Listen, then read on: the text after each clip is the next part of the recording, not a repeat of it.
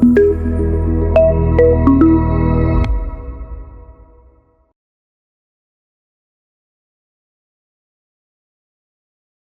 before I will ask our AI experts on stage, I am very excited to blow your mind now.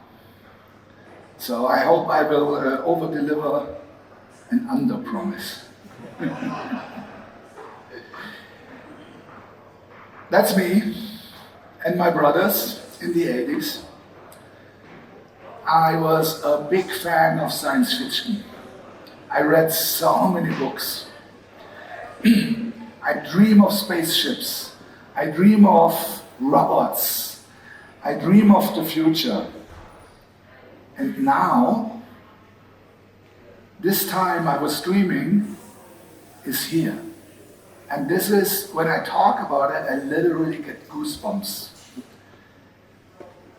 What if I will tell you that at least all of you of around 30 will live 500 years. And probably, and hopefully, also the people over 50. Would you believe me? No. You think like this is bullshit. This is science fiction. And this is what we're talking today about. And so let me walk you through, and I hope at the end of this talk you're like, fucking hell, this is true. That's it. So let's start a little bit with the basics. Oh, it's really difficult to see. So this is a nice dude with suspenders. Anyone know who that is? Well, you know it, okay, but you're the expert, thank you. Okay, this gentleman is called Ray Kurzweil. Ray Kurzweil is one of the most revered forethinkers of AI currently alive. He wrote a lot of books. He's the co-founder of the Singularity University, and he's a director of engineering at Google. Ray Kurzweil predicted in 1999, he said that AI will pass the Turing test by 2029. And what happened then is that everybody was laughing about him. Everybody is like, that's bullshit. Yeah? To be clear, the Turing test is a test which is not 100% scientific defined, so currently people are fighting about it, but in very short, it means that the AI is as smart as a human being and you cannot see a difference. And that quote from him is also true because the AI in many, many ways is already a lot smarter than human, so if an AI wants to pretend that they're human, they need to dump down in some areas. So 1999, he was laughed at. 2002, he placed a bet with another very famous person and doubled down in 2029. 2017, he repeated again in his latest book, 2029. So 2029, we will have the AI which passed the Turing test, which is called AGI, Artificial Generic Intelligence. An AI where you can talk to about whatever you want and it feels like we are talking. The human brain, and I will explain to you how it comes. The human brain has around, 10 petaflops of calculations per second. That's a 10 and 5 times 3 zeros. It's a very large number. I have no idea how to say that number. Please keep in mind the 5 times 3 zero. That's the human brain. In 1999, Ray Kurzweil made a chart, and he started a chart how computation develops. We learned today in Yuri's session about Moore's law, but what he did is he said he predict the amount of computations per second for $1,000, per $1,000. So 1935, just a few, yeah? But if you look at that graph, 2025, we are at a 10 and 3 times 3 zeros. It's $1,000. So I can throw $10,000 there or $100,000, and then suddenly I am at 5 times 3 zeros. I added here from his latest book a little bit of, for the nerds amongst you, an overview, and you can see. So I grew up, my first professional computer in 1990 was the 486DX. That was around 1,700 computations a second per $1,000. And nowadays, in 2023, the Google Cloud TPU, we already are at 130 billion computations.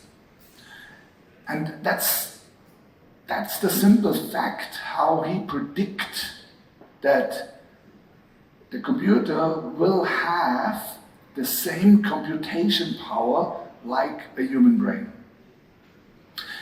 And this is also why I stand today here and I can say confidently that the world we're living in is not the same anymore. Because for the last 50 years, we were always talking about it. We were always talking about the computer will be faster, Moore's law, it doubles, blah, blah, blah. We know that all. But now we are at a point where we can affordable, not for billions of dollars, have enough computation to mimic a human brain. And I just want to give you a little bit more smart people. So it's not only Ray Kurzweil. So in 2024, the NVIDIA CEO doubled down on 2029. Elon Musk, 2026, but we all know he's not that good with estimations and keeping timelines. So I would not believe him.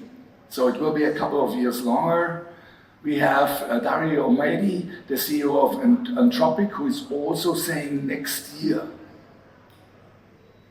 Next year. Louis Rosenberg, Demis Hassabis, the founder of DeepMind, he says 2035, a couple of years later. So anyway, so we don't need to go to Sam Altman. Actually, he said in 2024, a few thousand days, which is 2029, 2030, roughly. So we don't need to go through. So one important thing is these slides, you will get them. And for every single quote I have, there are sources. So you are free to check them, read up on them, and research why I make these claims. So, that's a picture from his latest book, The Singularity is Nearer. And you see a guy, and he's like, all the stuff on the floor, only human can understand speech, only a human can compose in the style of Bach, and so on. All that is already today done by AI. The stuff on the wall with the dotted lines, only people have common sense. Only a human can review a movie, is currently under development. So, very soon. So, what is left when the machine can do everything what we can do? Well, you could say consciousness. Yeah, machines are not conscious. But honestly, truth be told, there is no scientific base for consciousness. There are a lot of religious bases, but I don't want to make that part of this, because then we talk like for days. Just a fun fact, Ray Kurzweil gave a very inspiring TED talk where he said, not all human beings are conscious. And I thought like, wow. And I was thinking about it, and I was like, yeah, so I know human beings where I don't think they're conscious. Well, I guess all of you are conscious because you're here. Huh? So let's go into the next step. So I gave you the path, AGI by 2029, 2030, in the next couple of years. We will have that. What comes after? The singularity, the advanced superintelligence. And now things get really interesting. 2045 is the prediction. That's only 20 years. So even I'm 55, I think I will make it till 75. So let's hope. The drama about Ray Kurzweil is that he really, really believes in that, and he's substantially older, so I'm not really sure if he will be alive to see that happen. I still have hope. All of you can have hope. So what does that mean?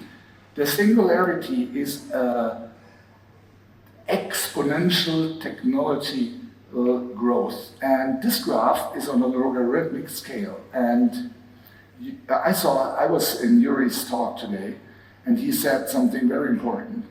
The human mind cannot understand logarithmic or exponential growth because we are not used to that. For us, things go slow, slow, slow. We cannot feel and understand what exponential means. Exponential looks like this.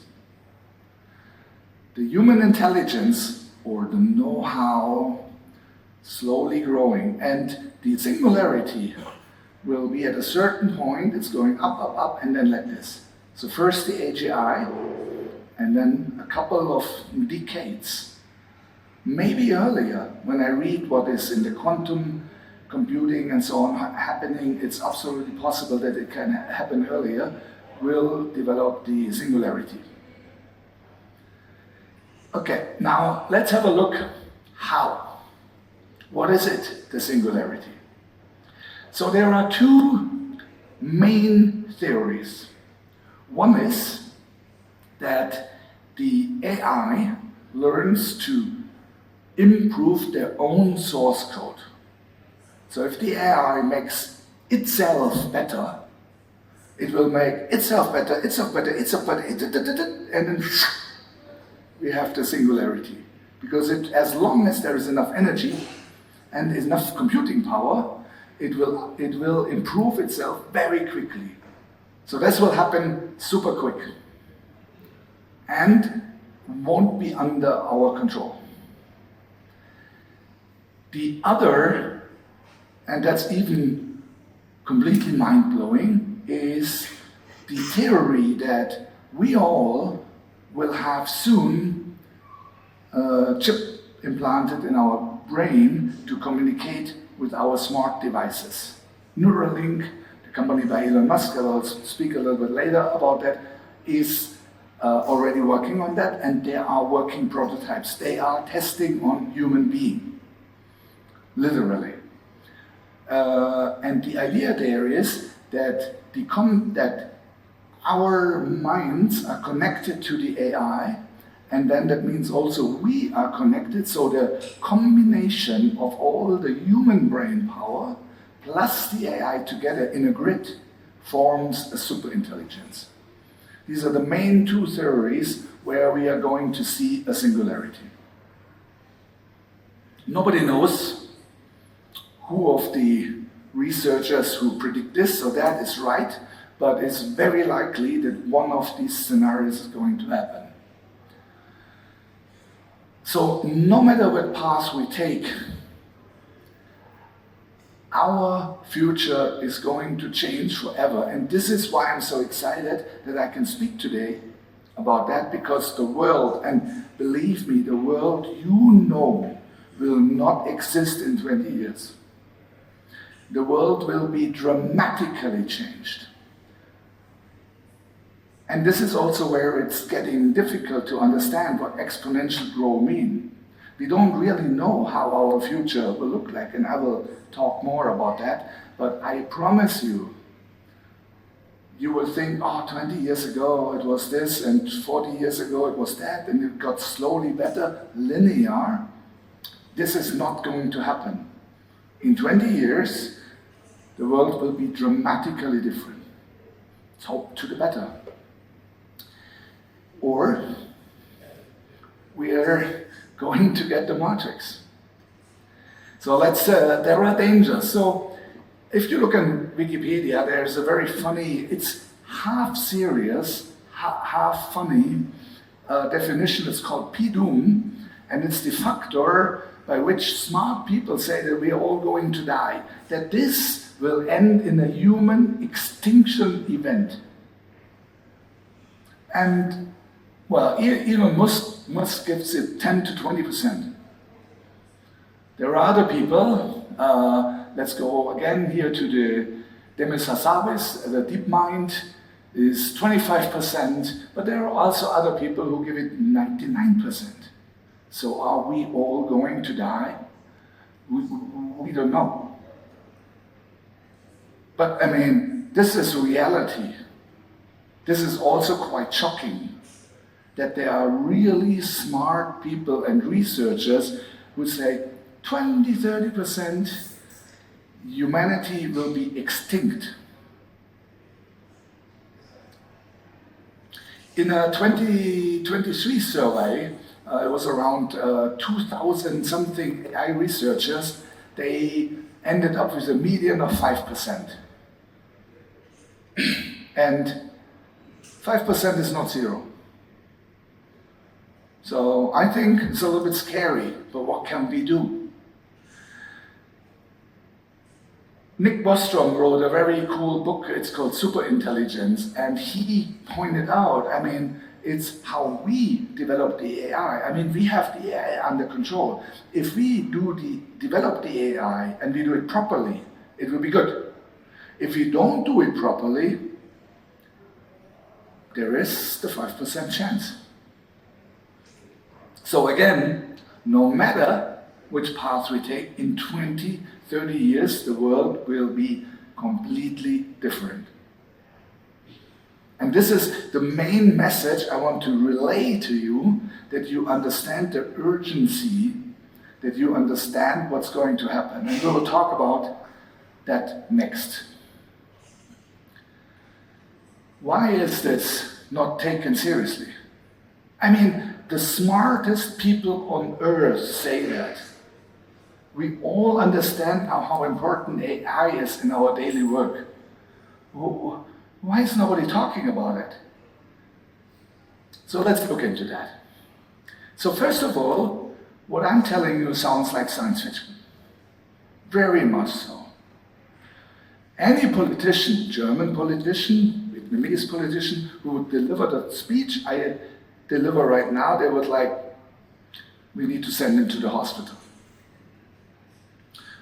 And why is that? Because we do not understand exponential growth.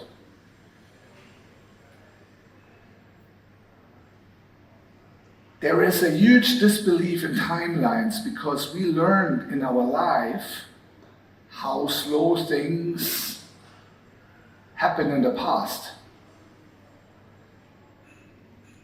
But we cannot extrapolate the future from our experience in the past because life is going to change fundamentally.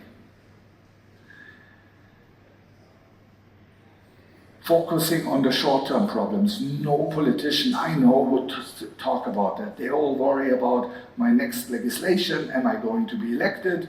What do I do with immigrants? What do I do with this political party? Nobody. Besides China. But it's a different topic. They think more long-term. But again, in most countries we come from, nobody. They all focus on our streets are dirty, we need to do this, and people are simply not talking about it. There is a large paralysis about who is responsible for that. Is it governments? Who should decide? Is it corporations? Is it religious bodies who should define about what an AI should be or not? It's a very, very complex problem. I talked with a couple of you over the last days where I stated that the ethics is really difficult to get because we do not have, and Sam Altman spoke at length about that, we do not have a common ethic for humanity. As a Western European, we have a certain set of ethics. We don't eat babies, we don't,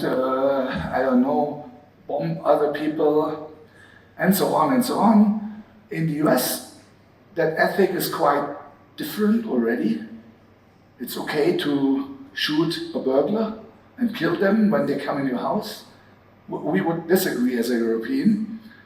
In Saudi Arabia, very different ethics. In North Korea, very different ethics, and so on. So what is the common ethics and who should decide on? The ARs we are usually working with are under American ethics. So for the good or the bad. And again, the same topic, who is responsible? Who takes ownership? Is it Donald Trump? Is it China? Is it Google?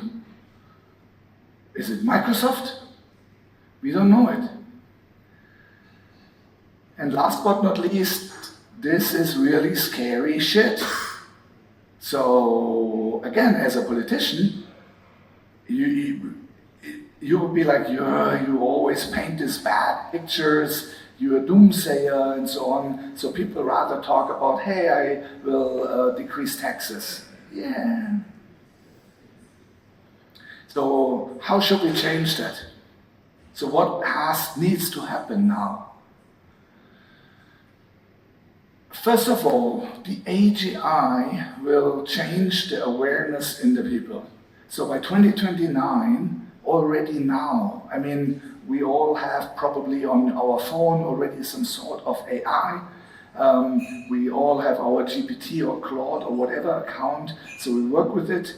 But the AI will be more available for the masses. The new chip of NVIDIA, which they just released, allows local personalized proper AIs.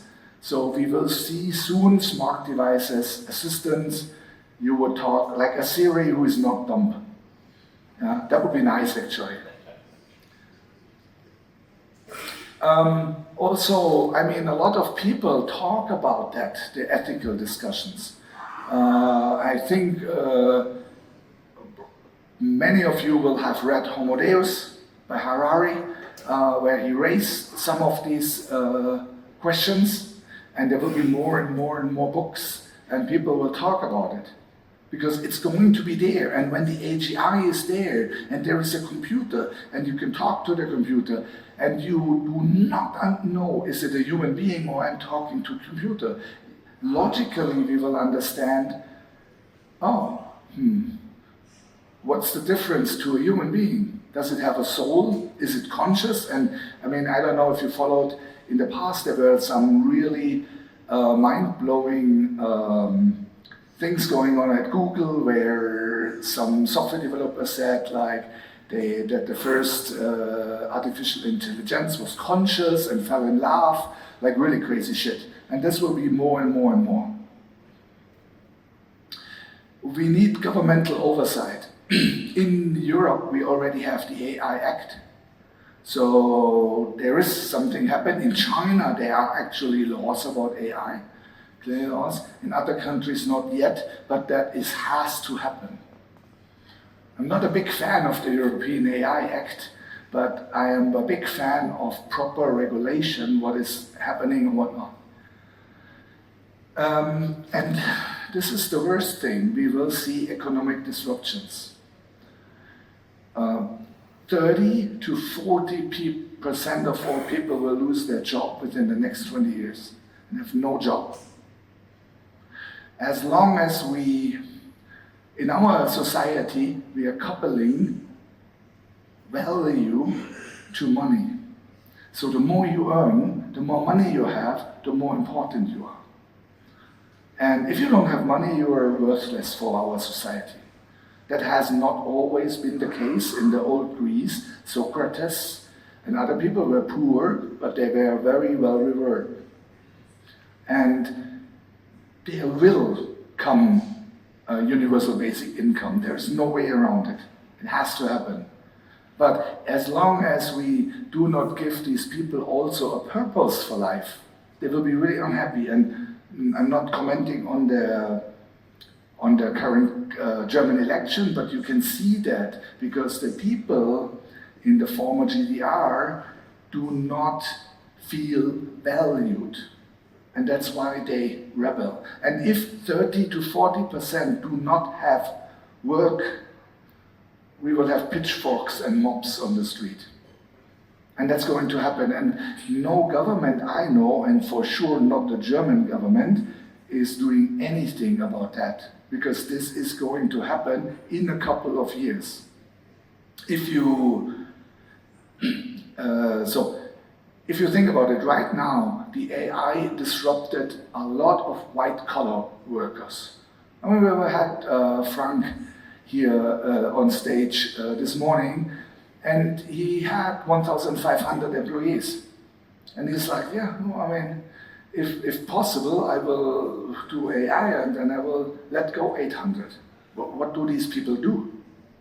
Yeah? But if you look into robots, I just repeated, I have not a slide, but if you want to look up figure.ai, this is the newest and coolest robot startup, it blows your mind.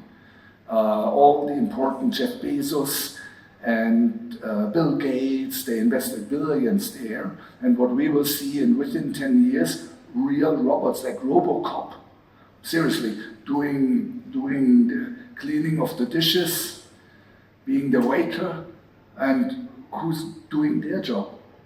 So we need to find solutions. And again, the first AGI will change the way we think.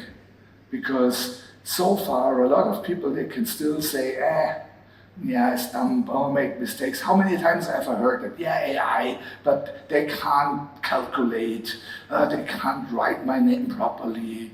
But this will change quickly. And if you look into AI research and the release cycle of OpenAI, these people think in months, not in years. Like within 3 to 6 months, they release a complete new software with new capabilities.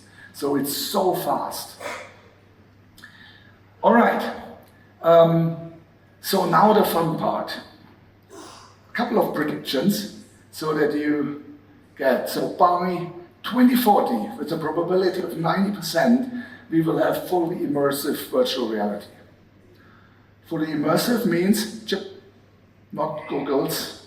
You click a button and you're in a different world. It's going to happen. Neuralink is working on that.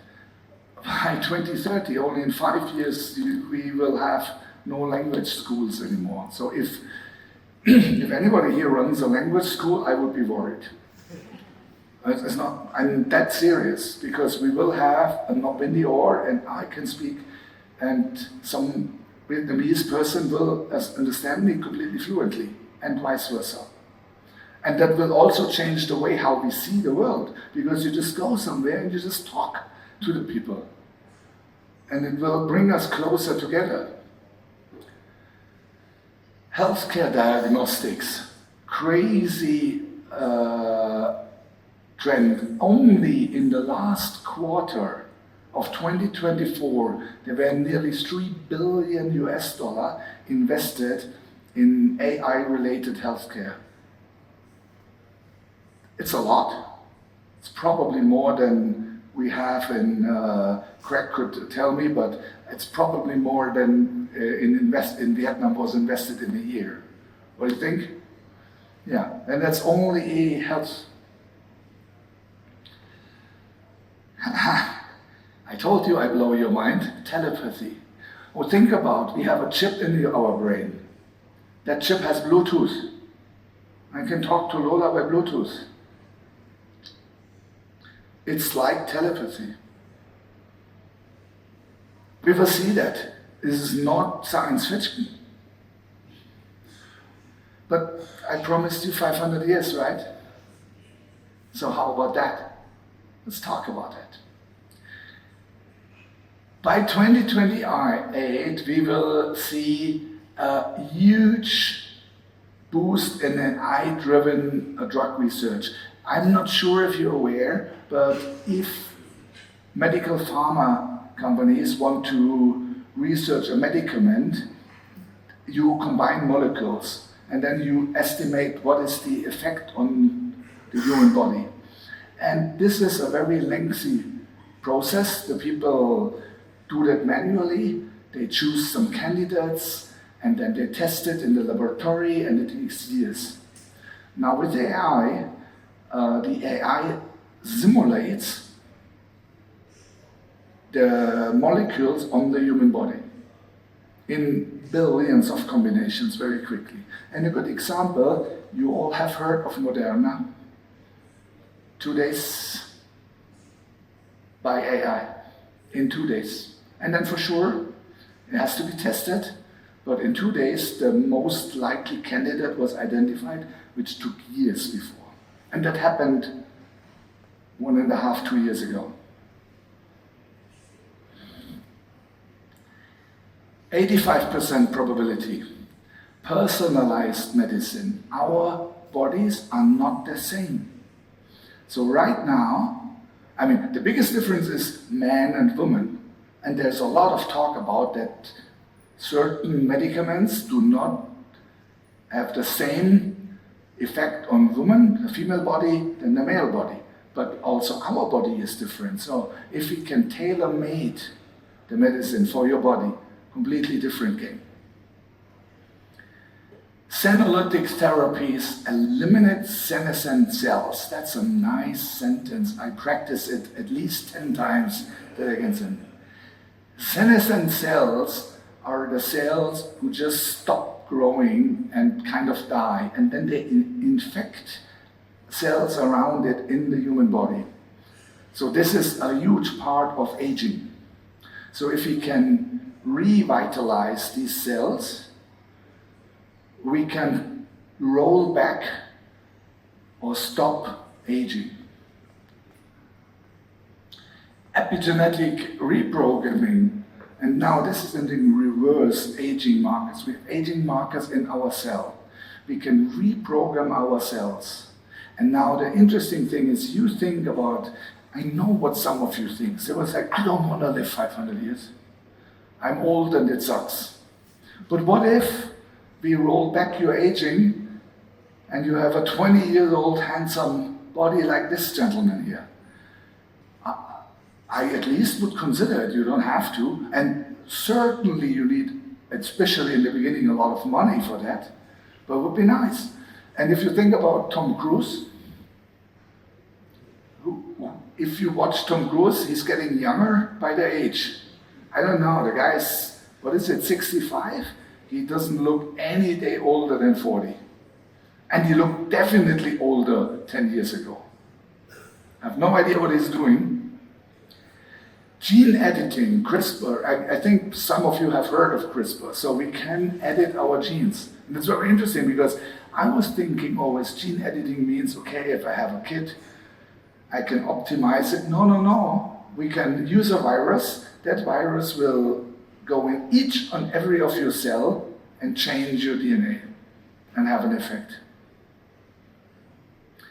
NAD plus restoration, this is the energy in the cells. It's a big topic. You do not need to take pictures, don't worry. You get the slides. Is a really big thing. And I also promised you sources, so everything I just said are researches of proper scientific magazines which you can read up. And this is just the tip of the iceberg. And this is today. These are researchers running today. day. Again, think about the singularity and the superintelligence. That machine will be so much smarter than a human being and faster and can develop something like this very, very quickly. Right now we are amateurs. We are super slow.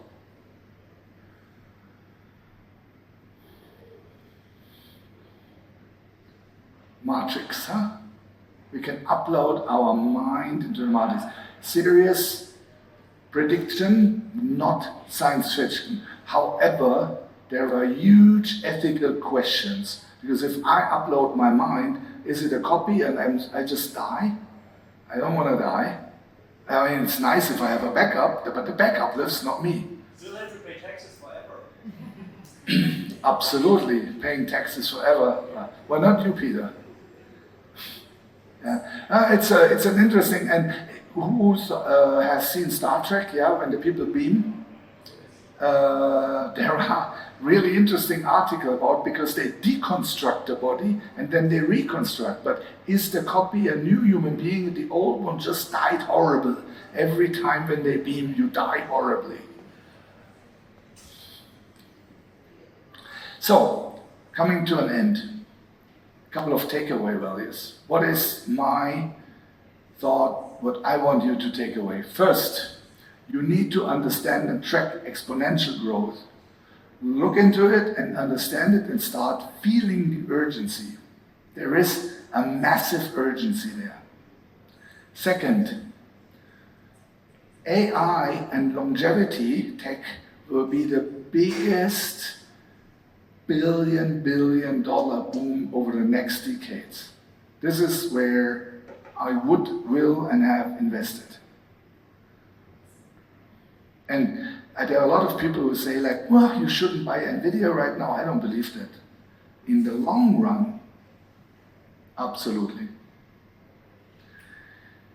You need to prepare for economic disruption, which means you and your company.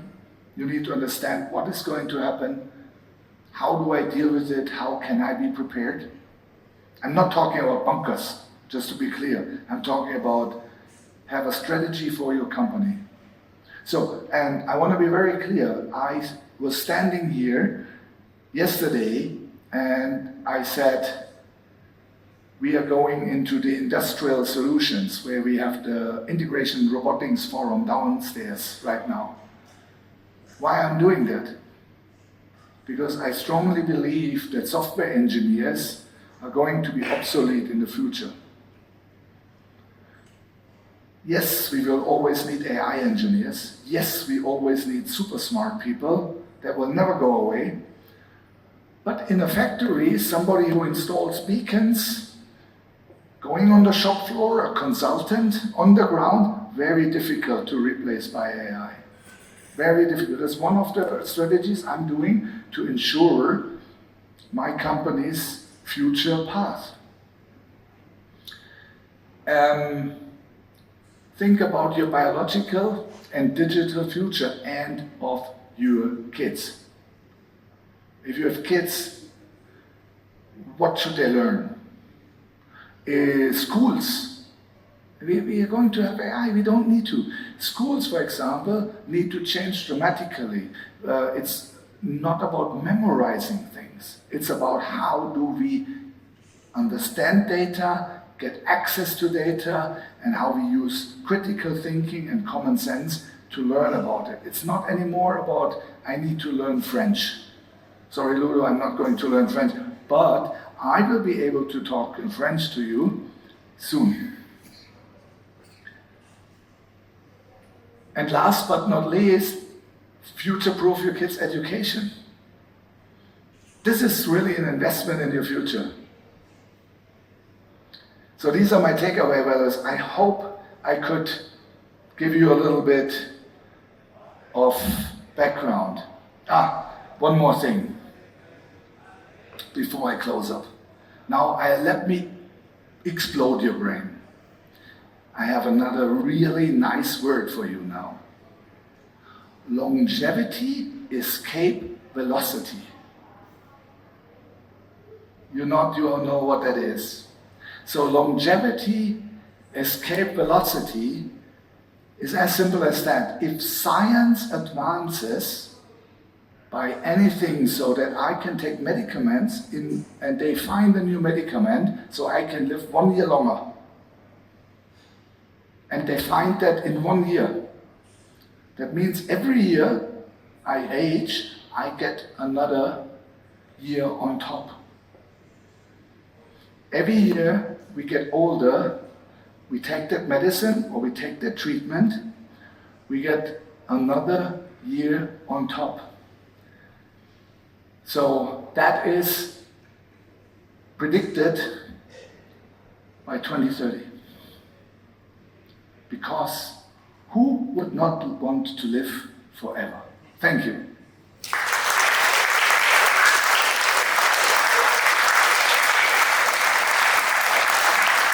So now,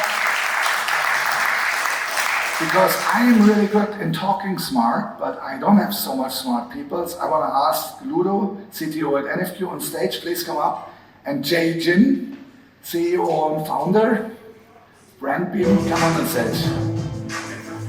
Please have a seat.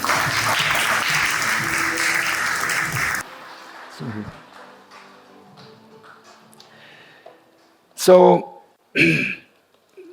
I'm pretty sure I would expect a lot of questions from the audience, but before we go into that, I would like to know from these two gentlemen, first of all, if you could introduce yourself quickly, and then, because at least Ludo, he saw it, but Jay Jin, I sent the slides, but my slides without me talking don't give so much context, so he was like, I don't really know what you're going to say, so I'm really interested. So Jay Jin, please introduce. Sure. Okay. Hi guys, my name is Jay. I'm partner at Ethos Ventures, and also I'm a founder of two AI startups at the same time. The reason that I joined venture capital is because now venture capital is looking for someone who can help their portfolio company to become AI company. And the reason that I still stay as a founder is because I think it's so risky not to get in my feet and hand into the game. So that's what I'm doing. So, and what do you think, what you heard? Do you want to live 500 years? Will you live 500 years? Of course, why not?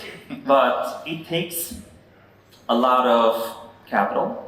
Obviously, getting that is going to be so expensive. It's going to be only available for free for you. So, yeah, I mean, obviously, no one wants to, obviously, don't, what I'm trying to say is, this longevity issue, it has been so big topic for everyone, and essentially, everyone wants to have it, so why not? But how to get it is the problem, Yeah, that's what I want to say. Not everyone. I talk to a lot of people. It's a different topic. There's a lot of people that say like, no, I don't want it. Yeah. But again, it will be every person's personal decisions. Ludo, what do you think? I think I tend to agree with my colleagues here. I mean, it will not be for everyone because it requires some specific money, resources. Maybe not every country as well will allow it, right? Because you are touching to very strong ethics as well regarding that. You have some countries that are driven by religions as well. And it will question so much the society, the responsibility. And maybe some country will just never take this path. So I think it will be more an opportunity for some people probably to take this path, but definitely it will be not a general and common things, Wow. in my opinion. Thank you. So they didn't comment. This is not staged, yeah? So we have two experts here, and your both answer was pretty much like, yeah, for sure this is going to happen. I mean, isn't this mind-blowing? I mean, isn't it mind-blowing that we're sitting here and we are contemplating, okay, I'm living 500 years. Well, at least the people here who want and have the money and who could, but you could, or longer, or forever. What does that mean? how does that change our society and our life? I mean, there are a lot of science fiction movies about super rich living forever, and the rest is enslaved, and they don't have the opportunity. Is that the future we're looking at? Jay, what do you think? Yeah, I mean, we're living in the future now. So this is basically like what we live with. Yeah. How about you? I think what you are referring is really about like these books called Altered Carbon, right? It's a very cool book actually when you explain exactly what you mentioned. You have some people, we call that the meth, and they are very rich people and they live centuries, right? And everybody is able basically to extend their lives. And of course it creates so much problems in their individualities because humans' brains, they're not made initially to live forever. And then you start to have like very strange behavior from people that don't understand who they are anymore because you have a copy of a copy of a copy. And yeah, maybe this is where we are going. It will be very hard to be specific on that. Yeah, you're referring to foundation. Yes. Yeah, absolutely. Okay, anyhow, I think I spoke too long, so I want to use, or maybe we are going longer, I don't care, because I can decide that and can crash the timeline. I want to have questions for us. Thomas. My question is, why do you think that this super AI is not there yet? Because maybe the military is hiding this before us, or maybe some government. Because the question is, if you would be the owner of this AI, would you share it with the rest of the world? Okay, so quick answer. Maybe it's there, we don't know yet, but it doesn't have an effect on us because it's not available for us. So I don't need to care. Right now, and maybe I need to add that what's happening right now is a race for AI. It's pretty much comparable to the race for the first moon landing. We are seeing that right now, it's happening. The announcement by Donald Trump, the invests from the Chinese government, there is a race going on who has the first AGI and then ASI. For the good or the bad, if it's accessible or not, we don't know it, but back in the days, I'm born during the moon landing actually, so for me it's a very special moment in my life. All the nations were investing everything to be the first, because for sure people are scared. If they are not the first, and others have access to computers who can invent lasers or whatever, and advanced military tech. So this is what's happening right now. What do you think? I think we're not there yet, and the principal limitation is basically access to data. Right? Today, the way you train models, for example, highly rely today on public open data. And this is already a limitation for the general understanding about AI, right? So the next phase is, and I think this is probably what some governments will try to unlock, is how we make accessible more data, corporate data, private data, potentially patents as well. How do we unlock as well the intellectual property as well? And I think this is going to be the next phase before we can reach this AGI. Today, still when we train models, this is the main limitations. We don't have enough available data today. Most of the web is already completely indexed, trained, and today some companies, they are also creating their own data sets. Right? Today we have models that are generating data to train other models. It's called synthetic data. So I think we're not there yet, and there is a lot of opportunities to increase again the efficiency and the development of AI models. There was one more question from Greg. And unfortunately, because I talk too much, as you know, I talk too long, this will be the last question. And I want to apologize to my guests because I wanted to have a lively discussion, but we will be available for your questions right over there. Greg. No pressure. Better be a good question, right? So I agree with everything you said except for one thing, and I want to kind of get the response from the panel and maybe Lars as well. My guide for these topics has always been the Culture series by Ian Banks, which I know has inspired Neuralink. From Elon, Elon names his rocket ship boats after the same naming convention as the spaceships from the series. And in the Culture series, everyone is employed. And so my disagreement would be around losing employment. Now, you're not going to have the same types of jobs. But in the Culture series, people are fulfilled, they have jobs, they have things they choose to do, and they have more freedom to do what they want to do, right, in a post-scarcity society. So I kind of wanted to get more of your feedback just on that. I think everyone will be employed if they want to be employed. And it might not be the same as before. In fact, it might be much better because you don't have to work to pay your bills. Or in the United States, people take terrible jobs to get health insurance because we don't have universal health care. Whereas we wouldn't have those problems in the past. I'm sorry, in the future. So anyway, we'd love to have your thoughts on that one. Thanks. Yeah, let me go ahead. So there's many versions of future. One of the versions that I'm looking at or believing at is that, like he said, a lot of people are going to lose a job. So this concept of UBI, or the way that the government try to support the people who lose a job, then there's a few things that human or us can still be relevant in terms of economic value. So one thing is going to be an investment. When you know investment, obviously AI will do the investment so much better when there's a lot of data.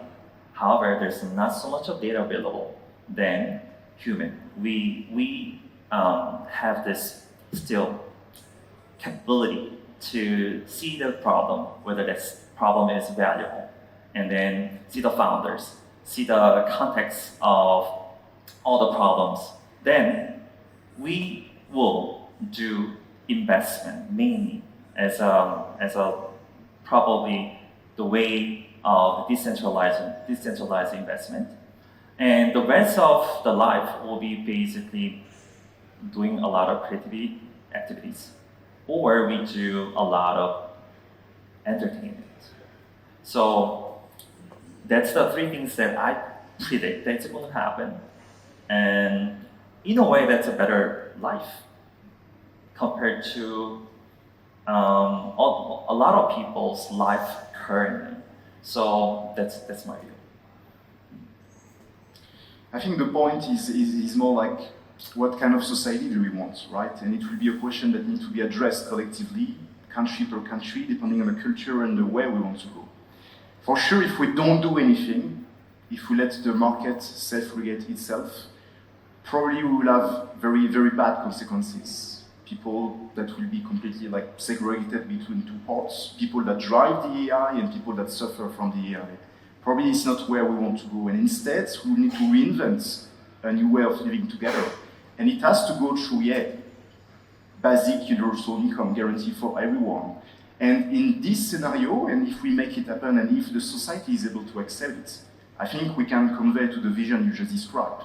People won't be able to, they won't need to actually work to live, and probably they will do something they enjoy more, and it will be more working if they want to contribute, and maybe this is one way as well to avoid a doom scenario, basically.